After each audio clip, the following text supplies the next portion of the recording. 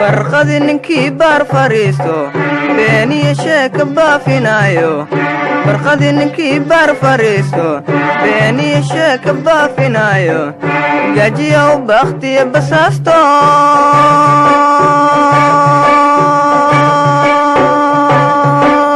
duntiisu ka boodiyo bulaanye gajiya u bakhtiya basaasto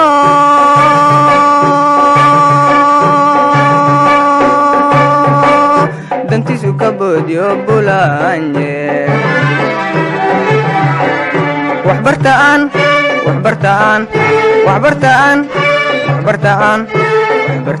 barwaaqo gaarane afraada shaqaynayay waqtigaas waxyaalihii u qabsoomay waxaan rabaa inaan wax yar ka taataabto iyo muhiimadda xafladda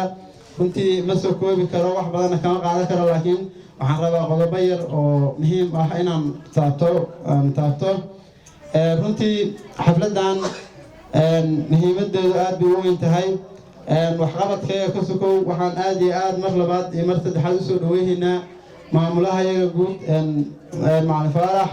oo runtii aan nasiib u yeelanay maanta inaan halkan kula kulanno na soo booqday runtii weliba waxaa naloo sheegay waqti hore inuu qorshaysneed inuu laabto laakiin aan nidhi macalinkayaga inaan aragno maahana naga tegi maayo noona suurtageliyey inuu noo yimaado runtii aadaan uga mahad celinaynaa xafladda iyaduna waxa ugu muhiimsan waxay ahayd soo dhaweynta macalinkeena haddii macalinkaan ka gudbo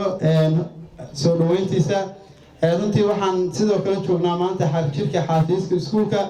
oo runtii waqti dheer soo socday marxaladihii uu soo maray aanan soo koobi karin laakiin hadda meel wanaagsan nagu soo dhammaaday runtii haddaan waxaad ka taabto xaafiiska iskuulka muhiimadda uu leeyahay markii laga soo gudbo muhiimadda uu leeyahay iskuulka iyo ardayda muhiimadda kasii wanaagsani waxay ahayd inay ardadu ayagu garteen inay iskuulkooda dhisan karaan ardadii iskuulkana ay dhisato xaafiiska oo hay-ad iyo cid ka sarreyda midna aysan ka taakulaynayn ayaguna garteen gacnahooda inay wax walba ku qabsan karaan kuna gaari karaan guul kasta oo ay damcaan runtii xaafiiska wuxuu ahaa kulleyba maanta ayuu nagu soo aaday laakiin markii la yidhaahdo waxqabadkii ardayda sanadkan u qabsoomay wuu fara badan yahay kulley 3 qodob ayuu ahaa oo miiska noo saareed markii xukuumaddan ardayda hadda la dhisay kulankii koowaad midka koowaad wuxuu ahaa waxbarashada sida aan iskaga taageeri karno ka labaadna wuxuu ahaa sida aan noqon karno dad isku xiran isku mida caqabadahana hal dhinac u wajaha qodobka saddexaadna wuxuu ahaa sida iskuulkana uu u noqon lahaa iskuullada magaalada iskuulka ugu bilaacda wanaagsan oo uga shaqaynayaan bilaacdiisa iyo horumarkiisa beertuu isticmaalka beeray bakshiishkiyo bahabahaystu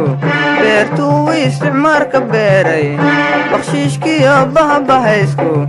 qabiilka la buufinayo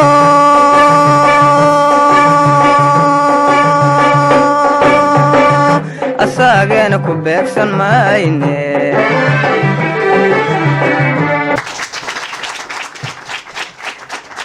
ardadu waa heeganoo aqoonta ay hoorsadaan arliga nagu heeraniyo asaagood way u horeyn arliga nagu heeraniyo asaagood way u horeyn waxaa hiigsiya farxada howlaha ay noo qabteen haddana iu heegayiin waxaa kaba sii habwacan hayaan uu sharaf ka helay ustaadyada heelanoo hayaan uu soo habaray aqoontana uu ka habay haddana uu ka daalinoo weliba ay soo hiqanin ilaah baa haybadda hayaan ugu deeqayoo isana nagu samey habkan waxladan ardadii horey uga aflaxay kuwa hatan jooga iyo kuwuu hamigoodu yahay waxaan hadal idinku oran hayaan waa howl kale aninku ha ka gaabinina waxaan hadalkaa u yidhi hiduhu waa dhaqan jire mamaahayo horaa tiraa haddii aan la iska bayn kurbada lama faydi karo waxaan heensoodayo masada aan uga habdhacay cilmigu waa hibo alle intii aan haysan bara aqoontuna waa hubhara weligin haka daalinina aniga oon hoori karin waxay cilmi hibala iyo aqoon aan hagar lahayn ustaadyadan ugu habeen hayaan magaciis korsheen waxaan uga harahayaa inaan wada howlgalno hayaan magaciis jire hawshuna waa noo sidaa hawsha sidaa ah waa horumarka xafiiska in howlka laga sii wado oo dhismu socdaya la sii wado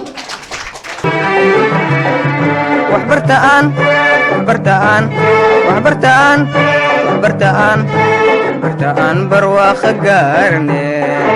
waxaan rajeynayaa inaysan mar dambe dhici doonin ayadoo kaleeto dhammaantiin waa inay hambalyaynayaa sistamka wanaagsan iyo qaabka wanaagsan iyo insha allah tacaala xaafiiska aad noo furteen xaafiiskana waxaa noo jari doona maantay maamulihii guud iyo hayaan iyo guddoomiyaha waxbarashada degmada Cadaado oo asaga laftirkiisa aan uga fadhino asagoo macalin ah ayuu shaqooyinka halkan ka soconaya qaybaha ugu muhiimsan asagoo uu qabtay annagoo haddeerna ka doonayna maadaama mas-uuliyadda waxbarashada uu noo hayo in culays badan oo fiisigiis aan saari lahayn ama culays badan oo aan macallimiinta saari lahayn inuu wax ka fargarayn doono haddii ilaahay idmo aad baan idinkugu mahadcelinayaa wasalaamu calaykum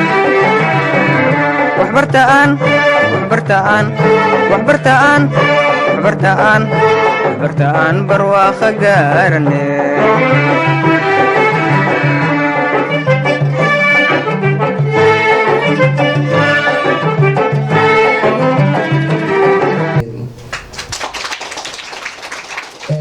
adkaynayaa runtii in aad loo aamino guddiga ardayda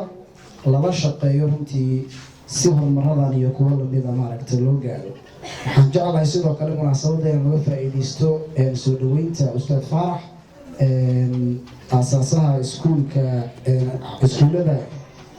hayaan guud ahaan dalka ku yaala runtii sharaf ay noo tahay ustaad inaad maanta halkaan nala joogto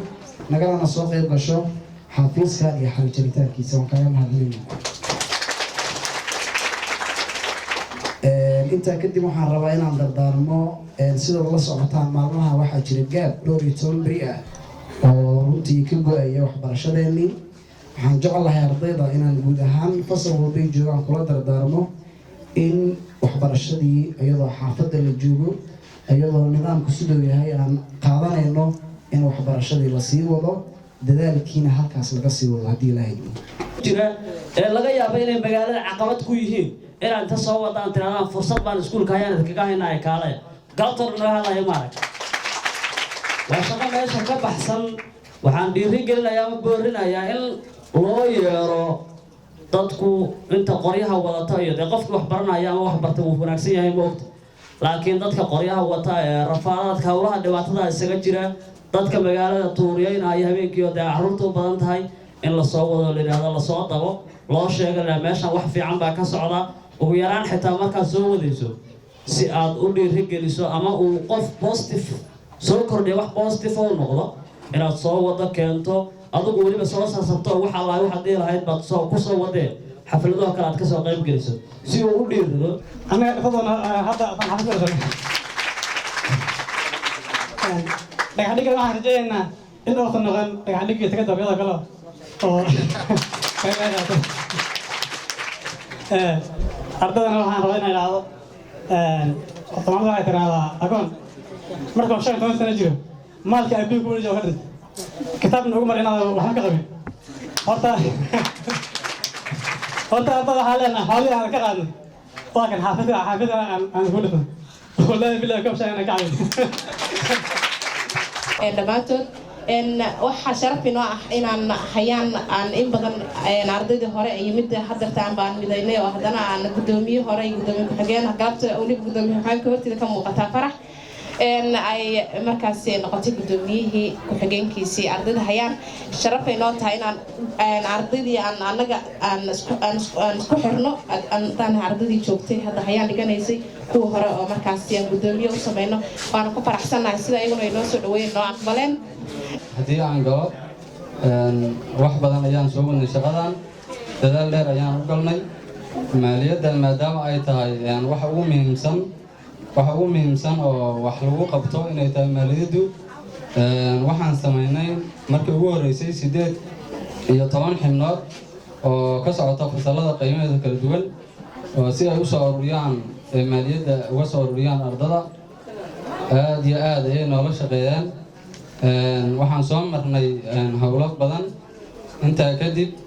waxaan igsanaynay waxyaabo badan oo ugu horeeyo xafiisku ilaahay xamdiga waxa amaantay waxaan joognaa gabagabadiisii xarig jarkiisii Allah ayaa ku mahadsan soo gaarsiiyay meeshan ayadana sidoo kale waxaa jiray team aan dhisay oo ardada hayaan oo ka shaqeynayay bilowda iskuulka ayadana teamkaasi wuxuu ka caajisayba markii iskuulku uusan deed lahayn oo arigii ilmihii wixii dhammaaba isaga ciyaarayaanba marka waxaan jecelahay in haddii ay noo suurto gasho inaan helno deedka iskuulka oo baahida ugu darano maanta ka jirta ay tahay in wax badan noo qabsoomi karaan haddana ay yihiin ardada hayaan ardada ugu horumarsan uguna dhabar adayga badan ardada degmadan Cadaado sida ay ugu dhabar adeegeen sidii ay u dhisi lahaayeen xafiiska iskuulka oo runtii time badan soo qaatay laakiin maanta meel dhalan sidoo kale waxaan aad ugu mahad celinayaa guddoonka waxbarashada degmada Ustaad Sahal oo runtii iskuulkan u ahaa tiir dhaxaad aad u mahadsan yahay soo dhaweyn iyo mahad naga madaya ugu dambeyntii aan ku hadlayaa magaca iskuulka macallimiinta iyo dhammaan qaybaha kala duwan ee ardada waxaan soo dhaweynaynaa sidoo kale kan codsadaan inay la soo dhaweeyeen maamulaha guud ee iskuulka hayaan farax fiisigiis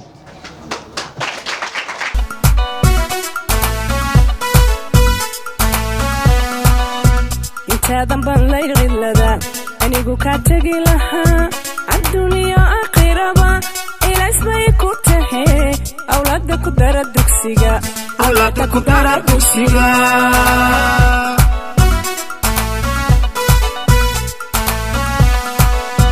intaadan baan laylada anigu ka tagi lahaa adduuniya aakhiraba ilaas bay ku tahay awlaadda ku dara dugsiga